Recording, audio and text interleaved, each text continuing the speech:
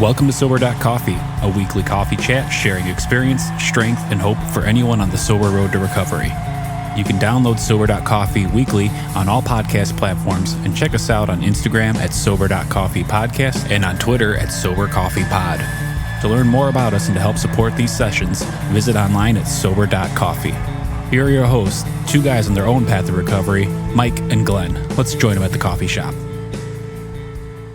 Hey, good morning, Glenn. Good Mikey. morning. And of course, we have table for three this morning. We got Karen back with us. Yeah. Hello. Hey, Hi. Karen. Yeah, she was Glad here. to be back. I'm glad you guys were here. Yeah, it's great. We tackled six. We're tackling 6 and 7 these couple of weeks, and really great to have you here with us, Karen. You bring a lot to the dynamic. Happy to be here. Yeah. Next time Karen comes back, she's buying.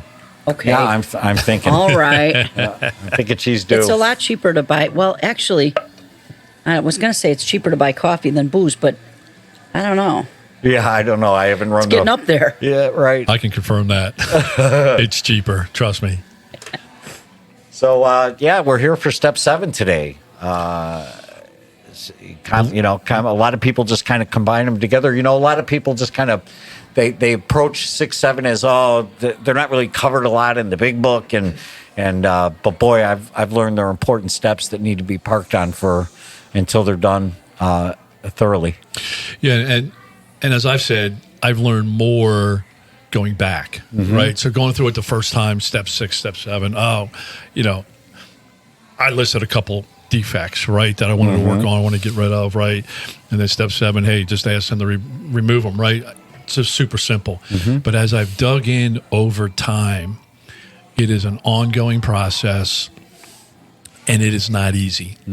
And those couple that I listed the first time, as we talked about in step 6, it's 194 just on this one list, right, that somebody made.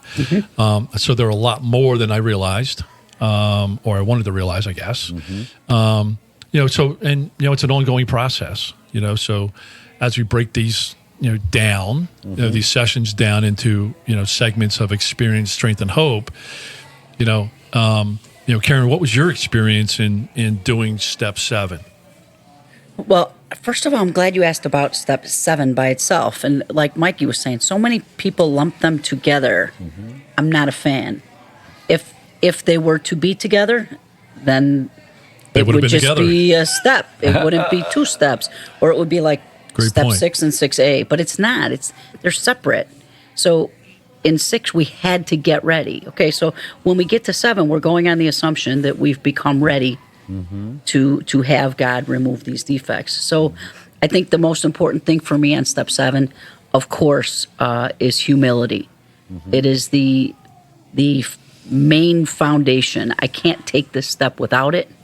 And that if I do that, then that humility can carry, humility is foundational to all of our steps, but the humility required in step 7 really increases my humility in the steps that come after.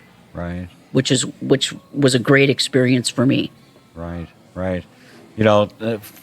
For me, obviously, the transformation started in step 1, and then in step 6 was a teardown for me. Step 7, I was told, look at it as the beginning of a buildup.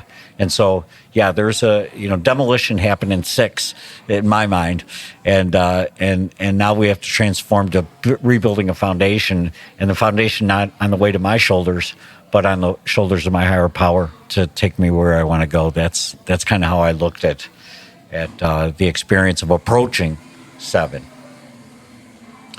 Yeah, so, clearly Humbly is one of the key words. It's not like, it's giving up control, right? If we look at what is the action step? What is the action in step 7? It's asking. Asking, right? Asking. I'm not focusing on the outcome. I'm focusing on my part in it. My part is simply to ask. And the rest is not up to me. My job is to ask. Yeah, and that goes back to some of our prior discussions. One of the hardest things I've done in life is ask for help. My whole life I was built on being self-sustaining, being the source. And I viewed asking for help, or asking for something as a failure, as a weakness. But coming up to this point, coming up to step 7, I had asked for a lot of help up to that point, right? So this is more asking, and I think that's part of the humbleness is, hey, I can't do it. Hey, Mike, I can't do it. Karen, I can't do it. Will you help me, right? Hey, God, I can't do it. Will you help me, right? And that's where, for me, I had to get outside of Glenn's capabilities, right, and get the outside help, right? And that's where, and I don't want to fault people who believe this, but people believe, well, use a doorknob as your higher power. A doorknob's not going to help me remove any shortcomings, right? So that's where, having to get outside your own head and having, a higher power, whether it be the program or your sponsor or God or, whatever version of God that you have, you just got to get outside your help, outside of yourself. Yeah, just quit requiring yourself to carry the whole load. I mean, it's ridiculous. That's what I did for years of my life, was carry the whole load. And I have a part. I love how you said that. I mean, that's the action step, is the ask, right? But I have to take that. That's an action. I have to take that step to ask for these shortcomings to be removed, right? Well, the challenge for me in the ask is that, and this projects forward a little bit, but if these defects are removed, what then? So if I ask for my defects to be removed and my judgmental of others is removed, well, now I got to be accepting of others.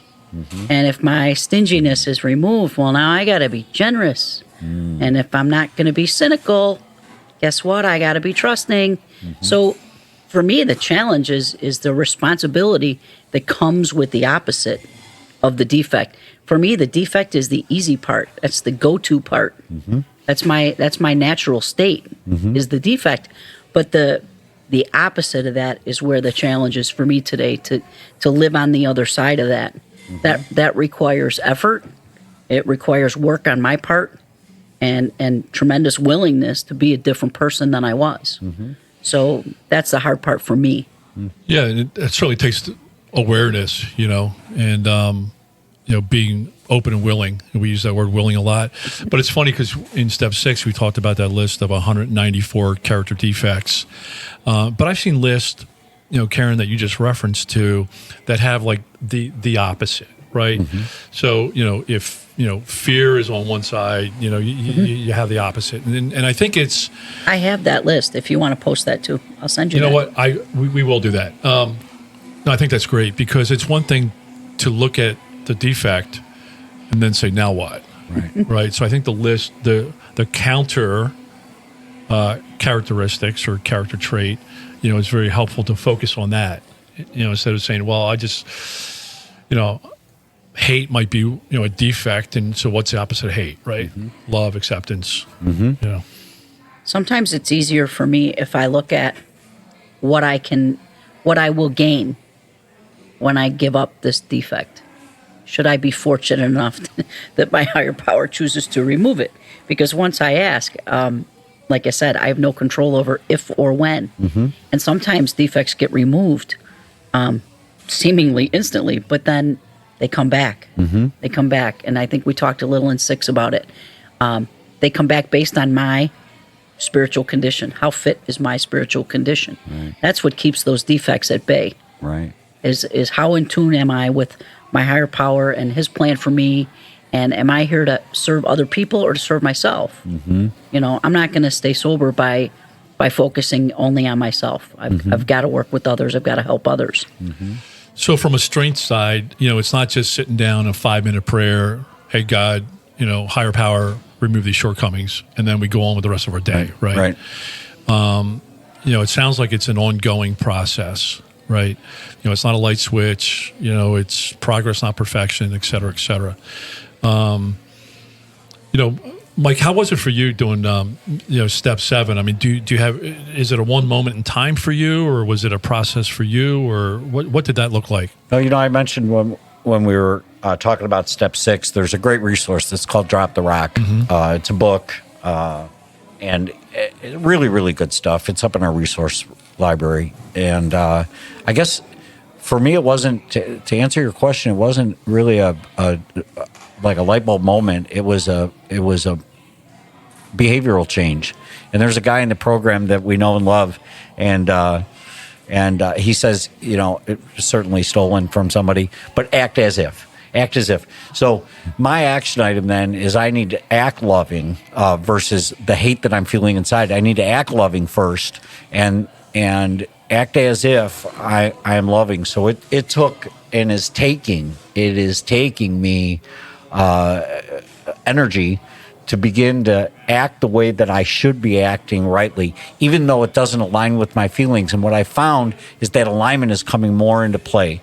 And because it's almost, and the book points it out, it's almost like you're saying, well, you're not being true to yourself if you're just acting honest and you're not being honest. Well, of course you can't not be honest, or maybe that's a bad analogy, but acting anger, I'm really angry, but I'm not going to act in anger. I'm going to act in love. Well, you're not being true to yourself. Well, I'm redefining the true to myself. Step 2 said, restore me to sanity. And I'm beginning to act the way that I feel is sane. Yeah, it's funny. The act as if, that kind of messes with my head a little bit. Sure. Because my whole life, when I walked into a room, I would change who I was to acclimate to that room, to manipulate that room to get what I wanted. I was a chameleon. And I would do what I had to do, say what I had to say, be who I had to be to get the result that I wanted. So that's one way. And then secondly, today I try to live a very genuine life. So if I walked into the room, I am who I am. I say what I think. I say it politely, right? Right. But, and I'm okay with the different results, right? I'm not trying to control or shove my way on the situation. But as you were talking about, Mike, it's true. There's ways that, acting as if helps, right? It doesn't mean be a fraud. It doesn't mean, be fake, right? But, some of it means, hey, if I have to stand on stage, I'm going to come across in a positive way, even though I'm not feeling good today. Right. Work on being better. Yeah. Work on doing the next right thing. So act as if is kind of practicing until you're there. That's right. It's you're practicing you're that. You're on the practice until screens. It's natural, until it's normal. Right. So if I hear you, Karen, and if I hear you, Mikey, step 7, it's not a 5-minute gig. No. It's not done 5. Hey, I'm done step 7. Let me get on to step 8. Right. It's an ongoing process. Well, yes and no. What I was taught is conclude step 7. Conclude step 7. Say the prayer. And there's a prayer in the big book, that can be recited. But say the prayer, and then move on. And don't hold on. Don't continue to hold on to these things. Again, this is the way I was. I could be wrong. This is what it was suggested to me: is say that prayer. You've done the work. You've defined your shortcomings. You've humbly asked Him to remove those shortcomings. Now move on, and let's get just on to step 8 and step 9, and just begin to improve. Well, you're right, because once you ask to have the defects removed, what are you asking again you're not in control of what happens afterwards. For me, I think what happens is over time, once I've asked, and then I go about my business, I move on to the next step, I'm doing my thing, and then all of a sudden something will happen, then I'll go, oh wow. Like I'll handle a situation different, or I'll change. I'll act differently than I normally would, and I'll think to myself, oh, wait a minute. Okay, I'll notice it weeks later, or sometimes months later, but something will happen to cause me to realize that a particular defect is gone. Because I'll be living in the opposite, and something will happen, and oh yeah, right. So sometimes it takes a long time, and because it's not in our time, we can't just sit there and wait forever. Right. So you're right. We do our part. We're as humble as we can be when we ask this, and we move on. And the whole purpose of this step is to fit me. It's to eliminate the characteristics which stand in my in the way of my usefulness to God and others. That's the whole purpose of this, to fit me to be of maximum service. So once I ask and I start to move out of myself now, so I get onto my 8th step and start taking care of relationships and repairing relationships. So I'm with you. Yeah. You got to move on. Can't wait. Yeah. So what's some of the hope? What's some of the results of doing step 7? Being able to, it allows me to get out of me and focus on other people. It lets me look the world in the eye. It lets me forgive myself and just love myself for who I am. There's that word forgiveness. Once I see my defects and I've written them down and I've talked about them and I got ready to get rid of them and I asked God to take them away, I just feel cleaner. I feel lighter. I feel freer. Is freer a word? Or is it more free? I have made it one. I don't know. I know you have too, Mikey. Well, no, I use freer. Freer. Freer. Well, I feel freer Yes. after I've done this. I just feel better about myself. I feel more confident in my ability to handle life. I learn new ways to handle situations which used to baffle me. Oh, here we go with the I problem. think I've heard that A little early, before. but Right. because typically that would be after step 9. But this is where it's really starting for me. Right.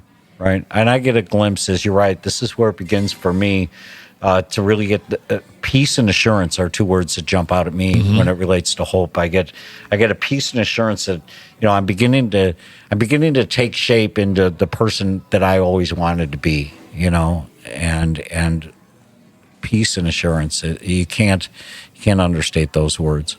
Yeah, that's a word that comes to mind. My mind also is peace, right? That feeling that everything is right. Right. And it's helped me accept me, the good, bad, and the ugly. And hey, part of that is I'm always committed to doing the next right thing. It's I'm trying. I'm still in the deep end. I'm still swimming. And I'm okay with the results. That's part of it.